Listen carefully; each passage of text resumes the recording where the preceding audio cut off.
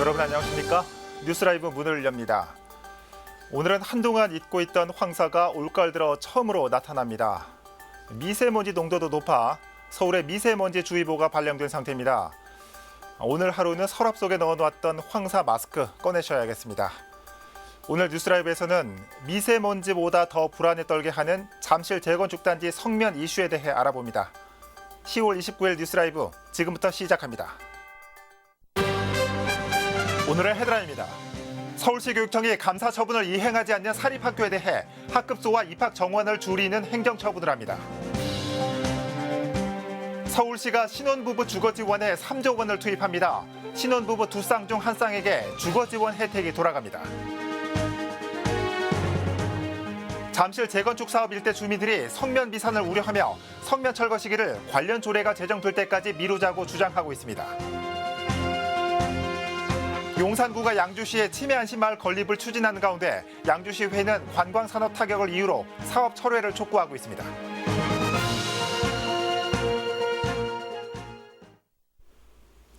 서울시 교육청이 사학기관의 투명성과 공공성을 강화하기 위해 행정처분 기준을 시행합니다.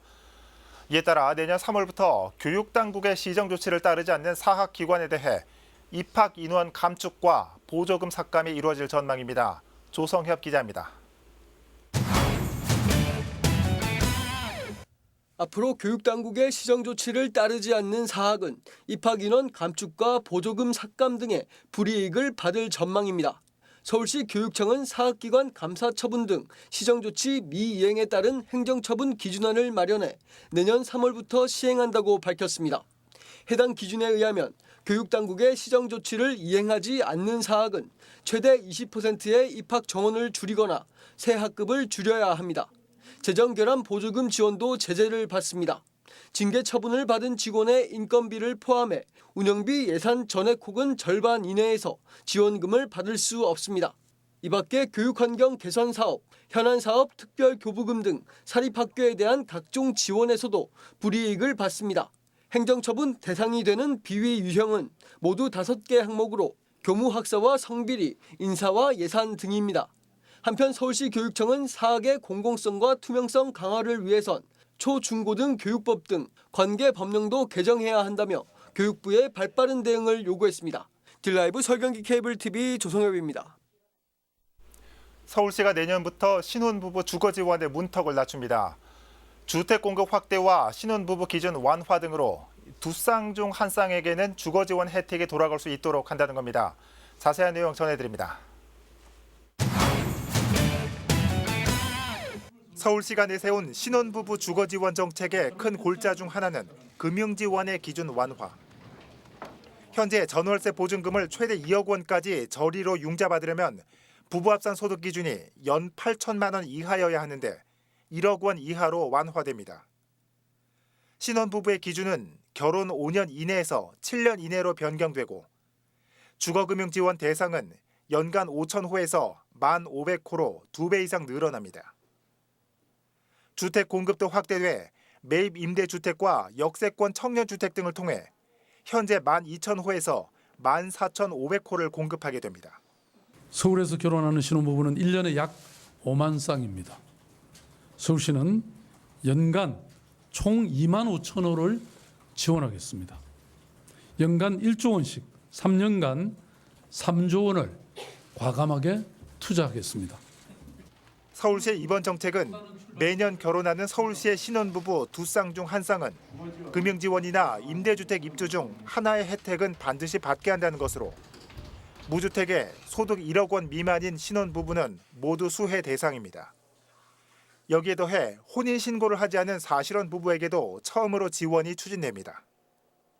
달라지는 신혼부부 주거 정책에 대한 맞춤형 안내와 신청은 다음 달 말 오픈되는 서울 주거 포털을 통해 할 수 있고 각 동별 신혼부부 주거 전담 코디네이터도 배치됩니다. 딜라이브 서울 경기 케이블 TV 박용입니다.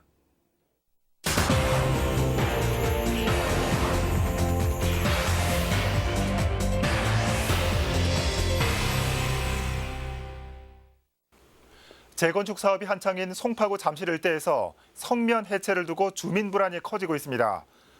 철거 시기를 미루자는 주민들과 사실상 시기는 중요하지 않다는 재건축 아파트가 좀처럼 이견을 좁히지 못하고 있습니다. 취재 기자 연결해서 자세히 들어보겠습니다. 태윤영 기자. 네, 보도국입니다. 네, 최근에는 강동 둔촌주공 아파트 성면 문제 전해드렸는데 이 잠실도 비슷한 문제군요. 잠실은 어떤 문제인지 먼저 설명해 주시죠. 네, 현재 송파구 잠실 일대에서는 일명 진미크, 진주 미성 크로바 아파트 단지의 재건축이 진행 중입니다. 예. 현재 미성 크로바 아파트의 경우 지난 6월 모든 세대의 이주를 마치고 본격적인 철거를 앞두고 있는데요. 예. 앞서 진행된 성면 조사 결과 철거될 성면 규모만 8만 제곱미터로 확인됐습니다. 재건축이 진행되는 부지 인근에는 초등학교와 어린이집, 대규모 아파트 단지 등이 밀집해 있는데요. 이 때문에 파크리오 아파트를 주축으로 잠실초와 자면초 등에서 성면 비산을 우려하고 있습니다. 예. 성면 철거와 관련된 조례가 제정될 때까지 공사를 미루자는 주민들이 현재 구청과 교육청에 청원 활동을 벌이고 있는 상황입니다. 그렇군요. 예. 이 철거와 관련된 조례가 생길 때까지 철거 시기를 미루자라는 게 주민들의 요구군요. 그럼 이 조례에는 어떤 내용들이 담기게 되는 겁니까? 예, 주민들은 성면 철거의 사후 대책이 아닌 사전 대책을 요구하고 있습니다. 예. 그 중심에 성면 철거와 관련된 조례 지정이 있는데요. 현재 초안이 완성된 상태로 다음 달 의원 발의를 통해 12월 상정될 예정입니다. 정확한 내용은 밝혀지지 않았지만 성면 철거와 관련해 송파구청장의 책무가 들어가 있고 예. 명예감시단 구성이 핵심 내용인 것으로 알려졌습니다. 현재 서울에서는 가까운 강동을 비롯해 9개 자치구에서 관련 조례를 두고 성면을 철거하고 있습니다. 예. 특히 주민들은 감시단 구성에 관한 조례를 통해서 시공사의 철거 절차를 확인하고 싶어합니다. 시공사가 선정한 성면 철거업체 3곳 중 한 곳이 작업 중지 처분인 D등급을 받은 사실이 알려지면서 예. 이 같은 여론이 형성됐는데요. 그 밖에도 철거단지의 통 보양과 외부 성면 측정기 설치, 공사 차량의 아파트 경유 금지 등을 추가로 요구하고 있습니다. 네. 공사 시기가 미뤄질수록 이 조합 측에서도 반발이 커질 텐데 현재 조합 측의 입장은 어떻습니까? 현재 조합 대신 시공사가 나서 대안을 제시하고 있는 상황입니다. 예. 이 조합이 나설 경우 파크리오 아파트 단지뿐만 아니라 인접단지 아파트와의 협의가 이루어져야 하는 만큼 이 사안을 지켜보는 것으로 보이는데요. 시공을 맡은 롯데건설 측은 조례 지정 이전이라도 협의를 통해 감시단을 구성할 수 있다는 입장입니다. 네. 이렇게 되면 12월 조례 지정까지 기다리지 않고 바로 공사를 진행할 수 있습니다. 이 공사 기간이 늘어날수록 발주처인 조합 측의 경제적 부담이 가중되기 때문에 조합 민원 해결을 위해서라도 공사의 필요성을 강조하고 있는 겁니다. 예. 또 밀폐와 보양, 음압기 설치, 그리고 성면 측정기 설치 등 적법한 절차에 따라 철거 계획을 세우고 있는 만큼 시기가 중요하진 않다는 입장입니다. 여기에 D등급을 받은 철거업체를 작업에서 배제하고 성면 측정기도 주민들이 볼 수 있도록 추가적으로 설치하겠다는 뜻을 밝혔습니다. 네. 지금까지 보도국에서 전해드렸습니다. 네, 태윤영 기자였습니다. 아무래도 조합 측은 공사 기간이 늘어나는 게 가장 큰 부담일 텐데요. 주민과 시공사 그리고 송파구청의 3자 협의가 중요해 보입니다. 이 성면 갈등이 이어지고 있는 잠실 재건축 상황 살펴봤습니다.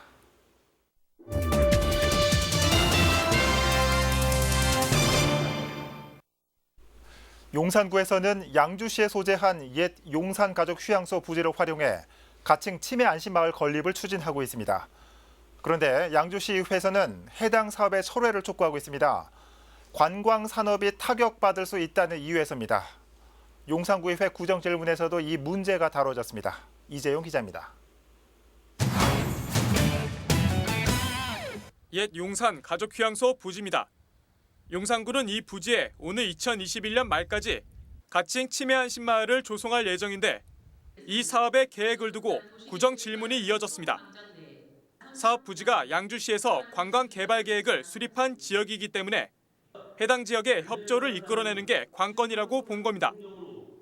허가를 받기 위해 양주시에는 어떤 제안을 하실 것입니까? 양주시와 일부 마찰이 있는 것 또한 사실입니다.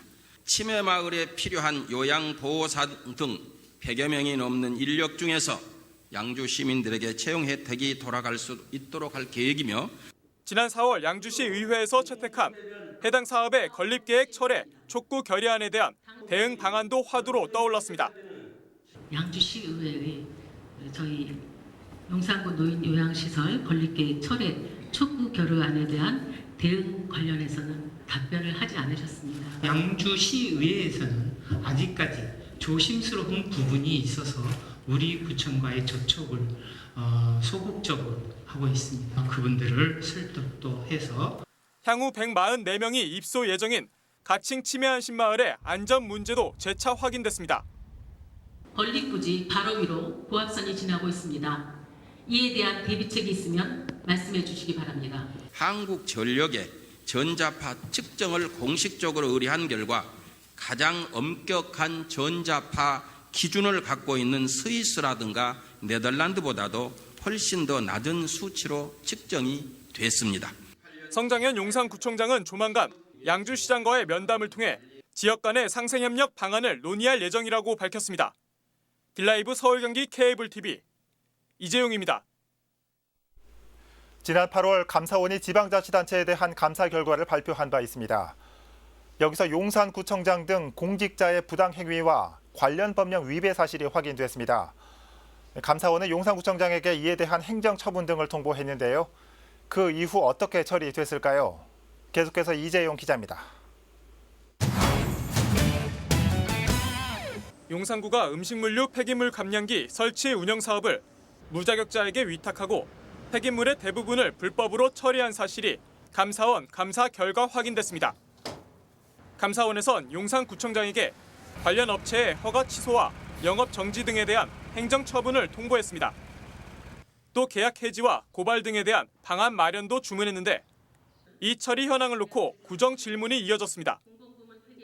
계약 해지건에 대해서는 어떻게 대응했으며 감사원 지적 당시 모처에 보관 중인 51톤이나 되는 부산물 처리는 어떻게 했는지 처리 근거도 자료로 제출해 주시기 바랍니다.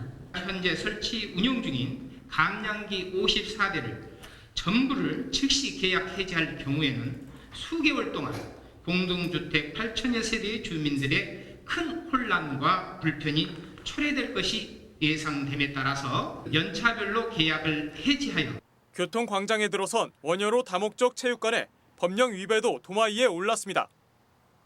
도시계획시설의 일종인 교통광장은 보행자에게 휴식 공간을 제공하고 도시 경관을 높이기 위한 곳으로 건축물 설치가 금지돼 있기 때문입니다. 감사원은 용산구청장에게 교통안전대책을 수립하고 서울시와 협의해 적절한 조치 방안을 마련할 것을 통보했습니다. 다목적 체육관을 적법화할 수 있는 방안에 대해 설명해 주시기 바랍니다.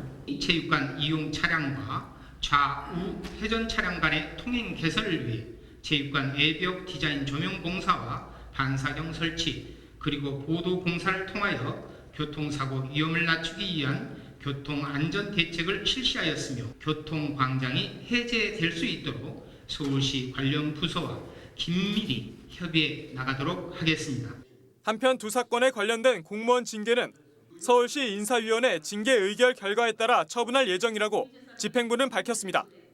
딜라이브 서울 경기 케이블 TV 이재용입니다. 동대문 제1평화시장에 화재가 난 지 한 달이 조금 넘었습니다. 하루아침에 삶의 터전을 잃어버린 상인들은 하루하루를 버텨나가는 게 걱정일 겁니다.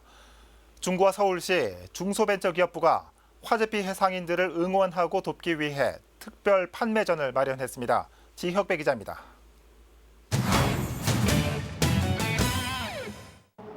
동대문 DDP 광장에 패션 의류 시장이 차려졌습니다. 여성 의류와 자파가 정상 가격의 절반, 최대 6분의 1까지 싸게 나왔습니다. 지난달 22일 화재로 삶의 터전을 잃은 제1평화시장 피해 상인들을 돕기 위해 마련된 특별 판매전입니다. 생각했던 것보다 저렴하게 니트 구입해서 기분 좋게 집에 갈 수 있을 것 같습니다. 30일까지 3일 동안 열리는 판매전에는 전체 1000여 개 점포 가운데 절반 정도인 400여 점포가 참가했습니다. 화재 이후 팔지 못하고 창고에 보관하고 있던 재고 물품을 조금이라도 더 처분하기 위해서입니다. 동대문 일대 패션 의류 시장 가운데 선두권 자리를 지키고 있던 만큼 좋은 품질에 저렴한 가격을 앞세웠습니다. 여기를 찾으시는 우리 고객님들께서도 정말 싼 물건에 조금 더 이상이 없습니다. 좀 많이 구입을 하셔가지고서다가 피해 상인들한테 큰 도움을 주시면 대단히 고맙겠고요. 중구청은 서울시 중소벤처기업부와 함께 가치의 가치, 같이 삽시다를 내세우며 시민들의 방문과 구매를 유도하고 있습니다. 제1평화시장의 화재로 인해 패션 의류 봉제업에 기반을 둔 중구의 지역 경제가 뿌리채 흔들리는 걸 막아보자는 겁니다. 제1평화시장은 그래도 경쟁력이 있는 그런 시장으로 좀 손에 꼽혔었습니다. 근데 그분들이 하루아침에 지금 물건을 팔 데가 없어졌기 때문에 좀 그 부분들에 대해서 좀 제대로 팔 수 있게 홍보도 해드리고. 중구는 제1평화시장 화재 피해 상인들을 돕기 위해 40억 원 규모의 저금리 융자 편성과 함께 희망 브릿지를 통한 성금 모금함을 개설했습니다. 내년 2, 3월 안에는 시장이 정상적인 영업을 할 수 있도록 화재로 소실된 건물의 복구를 추진하고 있습니다. 딜라이브 서울 경기 케이블 TV 지역배입니다. 청각 장애인들을 위한 수어 통역은 쉽게 찾아볼 수 있죠. 그렇다면 시각 장애인들을 위한 통역에 있다는 사실 아셨습니까? 서대문구가 각종 행사 때마다 시각 장애인들을 위한 현장 해설 통역을 지원할 예정입니다. 이혜진 기자가 보도합니다.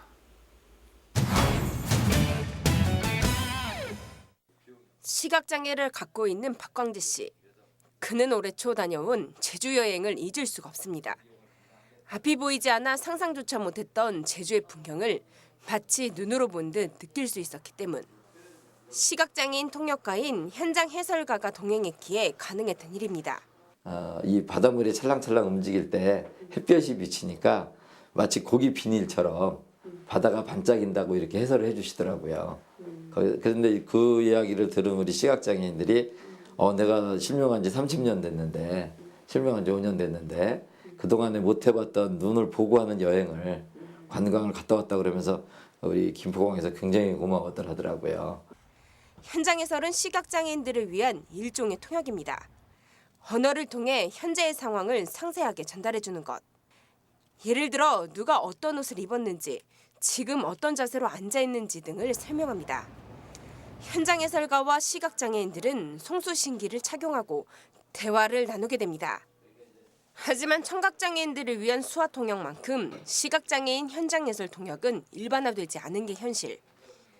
이런 가운데 서대문구에서 자치구 중 처음으로 시각장애인들의 현장 해설을 지원하는 내용의 조례안이 제정됐습니다.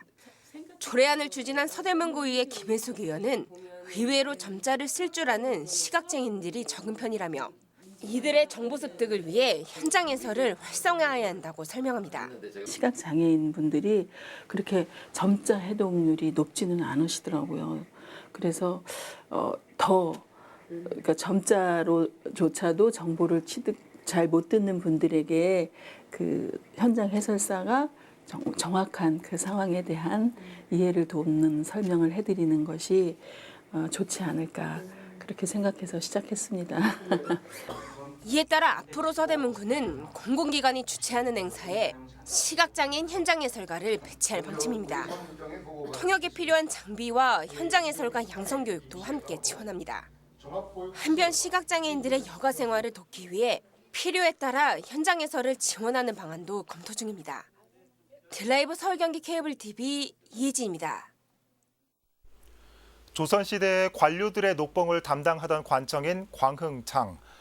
곡식을 보관하는 큰 창고였다고 하죠. 이 광흥창에 있었던 마포구 서강동에서 공민왕 사당제가 열렸습니다.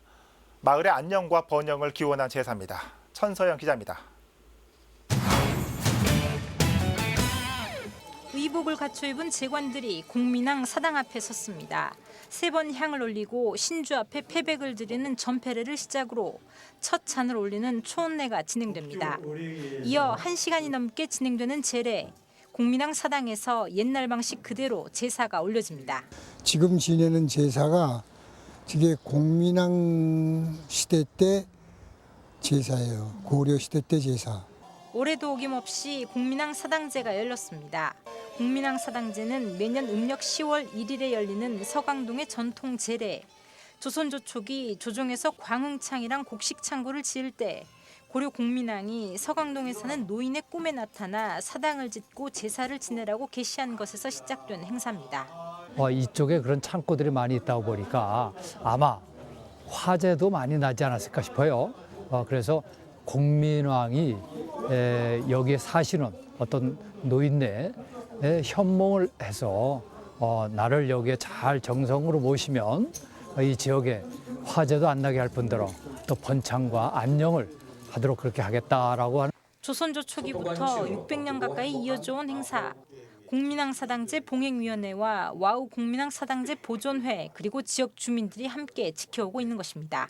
마포구 전체가 한 마을이 돼서 지금은 이 제례가 한 마을을 조그만 마을이 아니라 한 구를 대표하는 그런 그 행사가 됐고 곡식을 추수할 때쯤 1년에 단 하루 그 옛날 선조들의 마음처럼 사당 앞에 모인 주민들은 공민항 사당제를 통해 마을의 번영과 주민들의 안녕을 기원했습니다. 딜라이브 서울경기 케이블TV 천선입니다. 종로구의회가 지난 24일 임시회 마지막 날 미세먼지 대책특별위원회 활동 기간을 연장하기로 했습니다. 미세먼지 특위는 당초 지난 4월 25일부터 10월 24일까지 6개월 동안 활동하기로 계획했지만 다각적인 의정활동 전개와 대안 마련, 지방정부 차원의 대응 방안 마련을 위해 활동 기간을 내년 2월 24일까지 4개월을 추가 연장했습니다. 이 밖에 의회는 지난 15일부터 열흘 동안 열린 임시회에서 종로구 치안협의회 설치 조례안 등 18건의 안건을 처리했습니다. 강동구가 버스 승차대 디자인 공모를 진행합니다. 공모에 참여할 주민은 서울 암사동 유적과 중앙보훈병원역, 강동아트센터 세 곳의 버스 정류장 중에서 한 곳을 선택해 해당 정류장의 특성을 살린 승차대 디자인을 USB에 담아 제출하면 됩니다. 개인과 4인 이하의 팀으로 공모에 참여할 수 있으며 수상작에는 최고 700만 원의 상금이 지급됩니다. 접수는 11월 1일까지 가능하며 자세한 내용은 강동구청 교통행정과에서 확인할 수 있습니다.